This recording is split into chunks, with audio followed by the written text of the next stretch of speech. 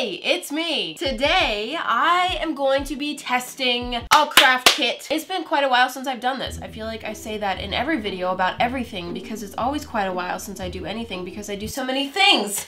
I'm very picky with what kind of craft kits I'm interested in. I don't really get into the craft kits where you see a picture on the box and you get instructions and materials to recreate a picture. I want to create something that's my own. Creative freedom. And I find it pretty hard to find craft kits like that. But I found one. Oh. Wait, that's the back of it. Boom! This one by Genius Art Mold and Paint Cupcakes. There's cupcakes, there's painting. My interest has been sparked. I purchased this on Amazon.com for $16.99. It's not like a super cheap one, so I do expect good. Okay. This is a simple enough concept. If they get this wrong, then I'm honestly scared. Safety rules. Goodness gracious. Keep out of reach of children. Do not place material in mouth. Don't inhale dust or powder. Okay, I'll be sure not to snort the powder. I think we're ready to start. Weapons. Ow. Oh, that's cute. So the box doesn't go to waste. You can use the box for art. Are we gonna do that? Probably not. But it's a cute idea. The thought that counts. So what do we have here? 2 little bags of plaster. Remember, don't snort this. We have a paint palette. A really pathetic looking little paintbrush. I'm suspecting that this is going to be really crappy and I'm gonna hate it. I don't know if this one will be any better, but they tried. Little cardboard stands for the cupcakes. I thought for sure this mold would be a little bit better quality. Already falling apart. I suppose it'll do, but gosh, that's okay. If it works, then it works. Let me try not to be super judgmental. The materials are a little lackluster, to be honest. Very cheapy. I think that we can still make this kit fun. Step number 1, mix the plaster powder with water and stir. They are measuring the plaster in grams and the water in milliliters. And I don't even know if I have something to measure milliliters. Like, what? Why would they do this to me? Let me go find some crap. I'm already pissed. Oh, okay.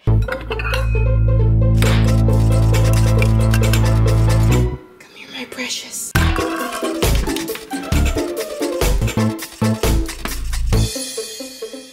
He's sunbathing.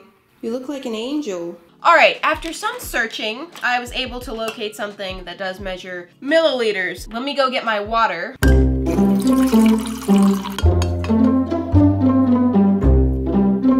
Excuse me, sir. Got my water. Now I have to measure the plaster powder. Oh, no. How much? 100 grams. Remember, don't snort this. Okay, let me not. Let me not do that. Ready? That is 68 grams. Onto the other package. 100 grams. Okay, this is not enough for 2 batches. I don't know what I'm gonna do with this. Snort it, I guess. Once we mix the water, I'm wondering if this is time sensitive. This is telling you to wait 5 to 10 minutes. That doesn't seem right. Doesn't plaster harden quickly? I need to make sure that I don't screw this up. Give me a second to research. Turns out I'm right. I just looked up instructions for like standard plaster. It says that it starts to harden in 5 to 10 minutes. So you should be working quickly, not waiting. What the heck? This is wrong. Words are hard, right? But when you're selling a product, you should kind of make sure that they're right. I have my sprinkle spatula,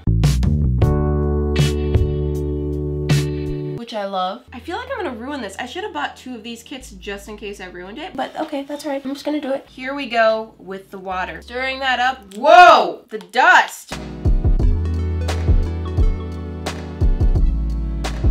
That smells so familiar. It smells like high school. I think I did this in high school. This is the consistency that we have. Already starting to stiffen up a little bit. So let's pour it in the mold. Oh my gosh. This is not very neat. It's already getting pretty stiff. Yikes. I'm gonna use a paper towel to wipe away the excess on the edges so we're not getting ugly edges. Ugh. Yeah, that was a mess. If I had followed the instructions as they are on the box, this would have been completely ruined. 5 minutes and they're already like hard. Like you can't pour that. But I think that ours are going to survive, which is good news. Now we just leave these to harden fully for 1 hour. That's not too bad. I'll be back in 1 hour. Hi, okay, so it's been an hour and I've just been, you know, Working on stuff. I have. So I think it's time for me to unmold these. There's one out. It's got some pretty significant holes in it. Ah! Holes. This one is really bad.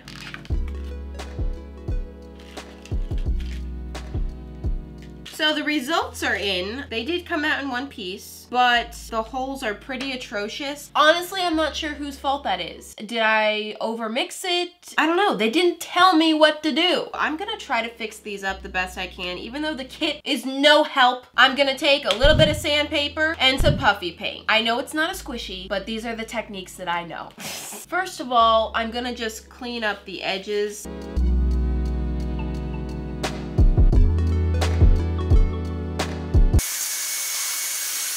So that worked nicely. Now what's the puffy paint for? I'm gonna attempt to fill up the holes.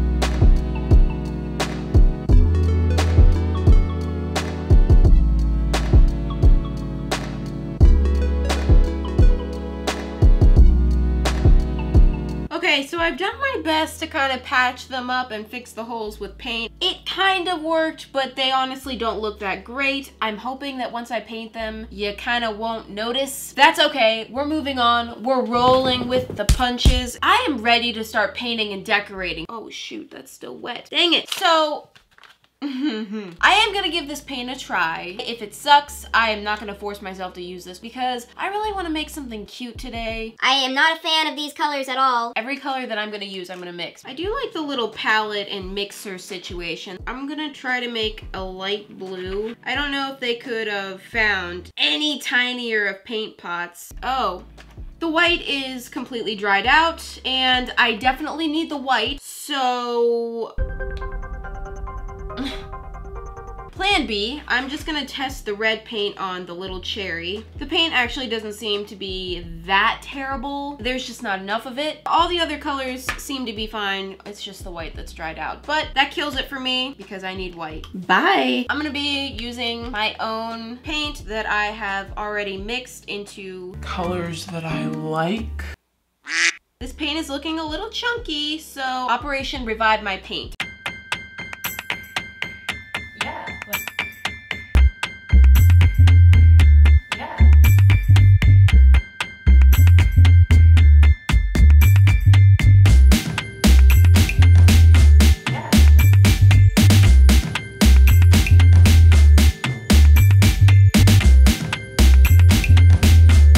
Let me put that to an abrupt end. It's just my voice now, in the dark. Hello! I'm gonna get to the actual painting process now. At last. This is the fun part, where I get to finally start using some creativity. So I'm using my revitalized paint in combination with each of the colors of my paint right from the bottle. Ooh, that's satisfying. Oh, that's beautiful. And I'm gonna be using these darker colors to bring in the shading. Even though these do have three-dimensional details, I still really want to emphasize the depth and use the paintwork to make the shapes kind of pop even more. This is how I'm gonna leave this one for now. I do come back and change it later. Stick around for that. You don't want to miss it. Moving on to this one. The shape of the frosting on this one reminded me of cotton candy, so I went for a kind of cotton candy color scheme. Adding some shading to this one as well, but trying to keep it light and airy. The butterfly, I didn't really know what to do with. It seemed kind of random, and it definitely doesn't really go with my cotton candy theme. I kind of wish I could just yeet that butterfly out of there, but this is his home, so we're just gonna have to live with his presence. And I'm just feeling some more of the details here. This is where I go back to the first cupcake because I realized that I made both of these cupcake liners pink and we can't have that. So I decided to change this one to green because I want to think not only about the individual designs of these, but also about how they look as a set. So I got gotta make sure to get my variety and visual balance and satisfy all my particularisms. That's a new word. I'm glad about this change though, because I do think the green version looks a little bit better. Speaking of green, then there's this one, which has little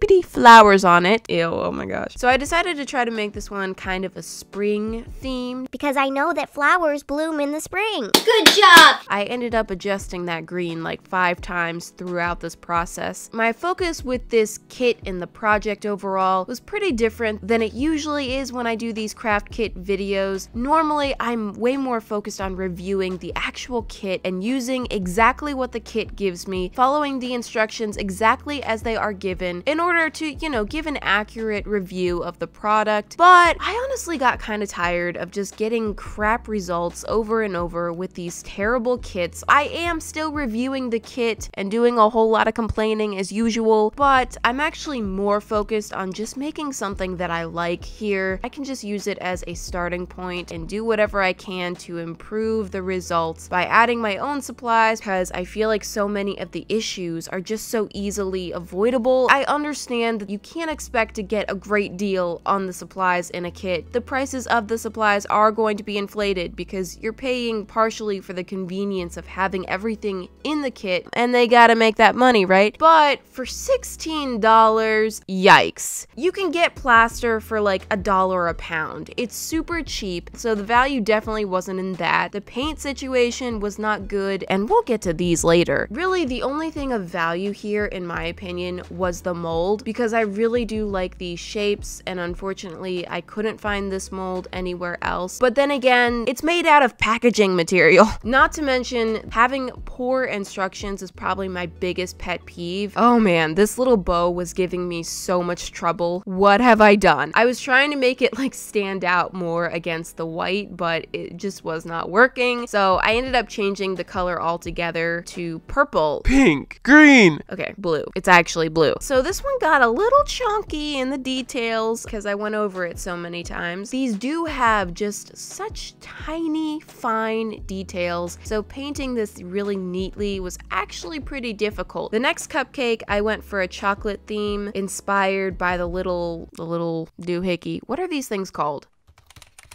Pirouette. What? And I painted one coat of the frosting and decided that it looked dead. This version is a little bit better. And this is the perfect time to share my chocolate paint recipe. Start with some dark brown paint, plop one out. Oh, add in some white, and then you get that kind of dead chocolate color. And then I like to add a little bit of orange. Ooh, that's too much. That might be too much. And that'll just kind of warm up the color and create a nice milk chocolatey look. Go ahead, taste it. Back to the cupcake. I'm just going to finish that up by adding the details. And finally onto this train wreck. This one was the one that got the huge air bubbles. And so this one turned out really just lumpy and frumpy. Now that I think about it, I probably had just enough plaster left over. I could have redone this one alone. Should have done that. I painted it rainbow, trying to just cover up the miserable condition that it's in, but there's just still so much wrong. Even rainbow cannot save you. The hearts were not really hearts anymore. They're just kind of awkward lumps, so I tried to fix that with the paint job, but they're just not that cute. And then I added a ton of highlights at the end to try to sharpen it up, but meh. This one is definitely my least favorite of all of them. So here they are all together. Now, I did spend like 2 days painting these, so a top coat is definitely necessary, which should be provided by the kit. Did they do that? Let me see. No. So I'm gonna be using my own clear coat, and I did apply multiple thick coats of that to make sure that these are nice and durable, and I think the glossy look also just helps to kind of finish them off and even out the texture of the paint a little bit, just make them look a little nicer. So I now have 6 painted plaster cupcakes. Wow. What in the world do I do with these now? The kit suggests that you display them on these on these paper stands. So you just kind of fold them up and then, you know, just set them on there. Okay. I hate to complain anymore about this kit. That's a lie. I kind of enjoy it. This seems a little bit impractical to me. They're gonna get knocked over, and where do you put them? I don't know. Beyond that, they just don't really look that great. So I'm gonna grab some pins and some glue, and I'm gonna convert mine because I want to have a practical way to display them. And so these little paper stands Can go die. and boom, my pins are born. So you can see what I've created compared to what's on the box. Obviously, I did create the same little cupcakes, except for some reason the version of this cupcake on the box doesn't have that wafer thing. Weird. But I was able to decorate them completely in my own way, so they are unique. There are like endless combinations of colors and design choices that you can make to decorate these, so I really do like that about the kit. Anyway, even though the kit was less than perfect in my opinion, I am happy with my creations, and I do hope that you guys enjoyed this video. Thank you so much for watching, and I will see you next week. Bye!